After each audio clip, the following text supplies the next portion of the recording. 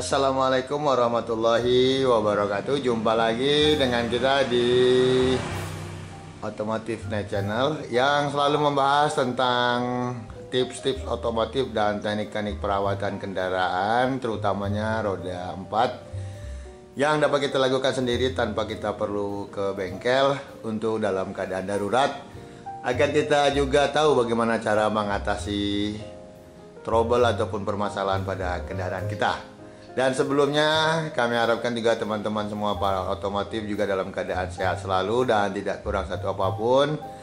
Seperti juga anjuran pemerintah, tetap patuhi protokol, jaga kesehatan, dan juga jauhi kerumunan.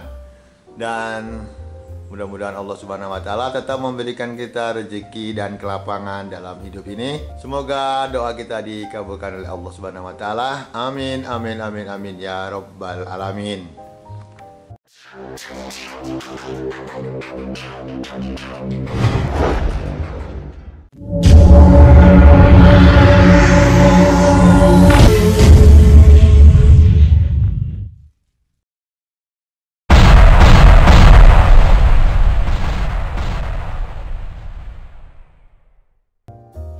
Oke Sobat Diksi Mania dan Otomotif Mania, pada kesempatan kali ini kita akan membahas sebab-sebab yang terjadi kenapa mobil kita tiba-tiba mogok bagian yang kedua. Tapi sebelumnya kita bahas yang bagian kedua ini, baiklah saya review dulu apa-apa yang telah kita sampaikan pada bagian yang pertama, yaitu kenapa tiba-tiba mobil mogok. Mari sama-sama kita saksikan bersama bagian yang kedua, sebab-sebab kenapa mobil kita bisa mogok. Baiklah, sebelum kita membahas bagian yang kedua, saya akan ulangi lagi 5 hal yang menjadi penyebab kendaraan kita mogok pada bagian yang pertama yang lalu yang telah kita ulas. Tapi untuk lebih membuat kita lebih fresh lagi, baiklah saya ulangin ke-5 hal tersebut. Yang pertama, perhatikan dulu cop busi, kepala busi, terminal busi, apakah ini longgar ataukah padat. Dan juga jangan lupa bahwa kondisi air, kemudian usia pakai aki, yang paling penting aki biasanya terpakai 3-4 tahun, 3 tahun paling lama. Kemudian kita harus segera melakukan peremajaan agar kelistrikan tetap terjaga dengan bagus. Yang kedua adalah overheating ataupun panas yang berlebihan. Perhatikan pagi hari sebelum kita manasin kendaraan, cek dulu air radiator apakah volumenya cukup, dan apabila kurang kita segera tambahkan agar tidak terjadi panas yang berlebihan pada kendaraan. Kemudian kita cek juga untuk reservoirnya, apakah nanti pembuangan limpahan ataupun hisapan air untuk penambah pada radiator dapat berfungsi dengan sempurna. Nah, selanjutnya yang ketiga adalah koil. Ini ada koil. Koil ini adalah gunanya adalah untuk pensuplaian listrik sekitar 15.000 hingga 30.000 volt. Yang basah, yang kering sekitar 90 ribuan volt. Apabila ini koil ini panas, maka mobil akan mati dengan tiba-tiba. Panasnya seperti setrika ya, luar biasa panasnya. Dan segera kita lakukan kompres hingga dingin. Kemudian kita start mobil dan kita bawa ke bengkel terdekat. Kemungkinan kita masih bisa melakukan perjalanan sekitar 15 menit. Oke, yang keempat adalah kabel koil.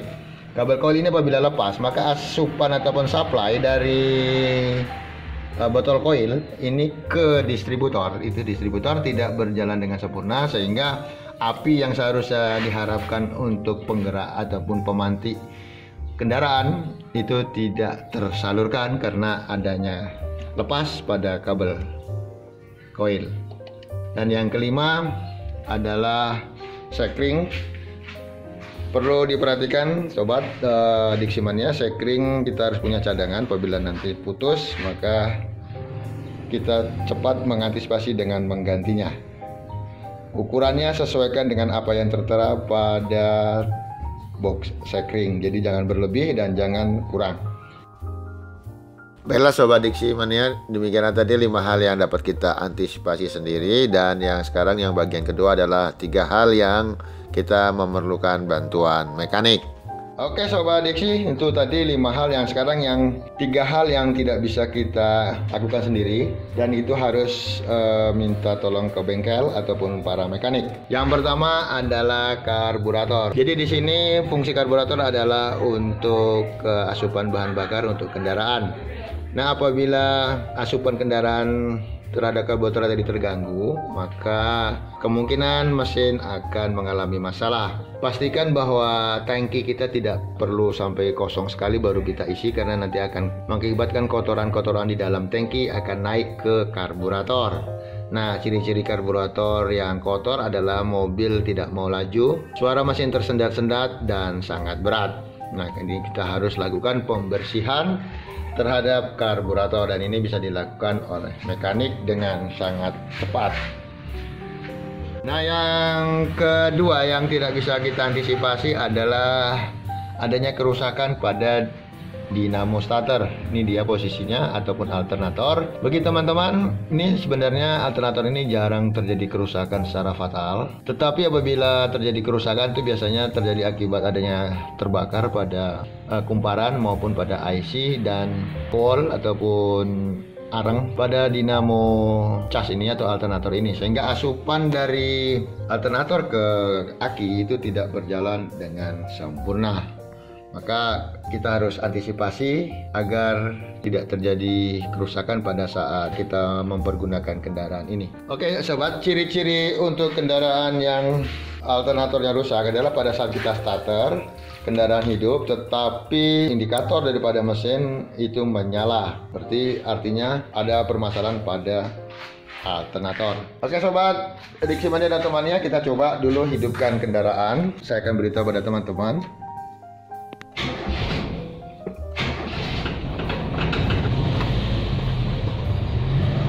Perhatikan tadi lampu tadi menyala.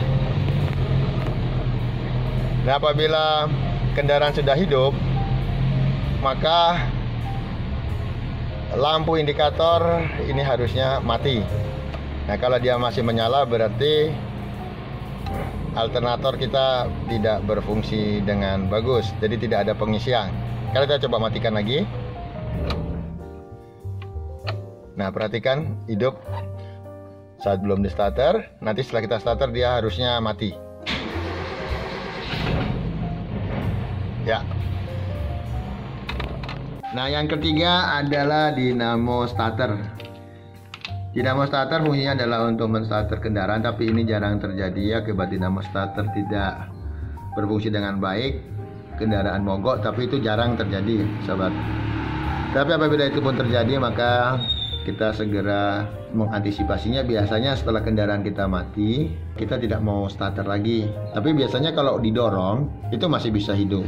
Jadi dinamo starter letaknya agak di bawah, sebelah sini dia. Jadi kalau dia putus ataupun mati ataupun rusak, maka kendaraan tidak bisa di starter. Oke sobat Diksi Mania dan Otomotif Mania, demikianlah tadi hal-hal yang perlu kita antisipasi apabila mobil kita mogok di tengah jalan. Dan kita tidak usah bingung, kita tetap slow dan tetap konsentrasi. Kita harusnya bersabar dan lakukanlah hal-hal yang telah kita sampaikan tadi. Semoga apa yang saya sampaikan ini berkenan bagi teman-teman semua. Terima kasih. Wassalamualaikum warahmatullahi wabarakatuh. Pair of jeans, a shirt or two. We didn't pack as if we weren't going back. It doesn't matter if it's true. I've got a feeling love will give us what we lack. The world is waiting up. The world is waiting half a step beyond our door. Yeah. And if it's not enough, I wanna see the stuff the world has got in store.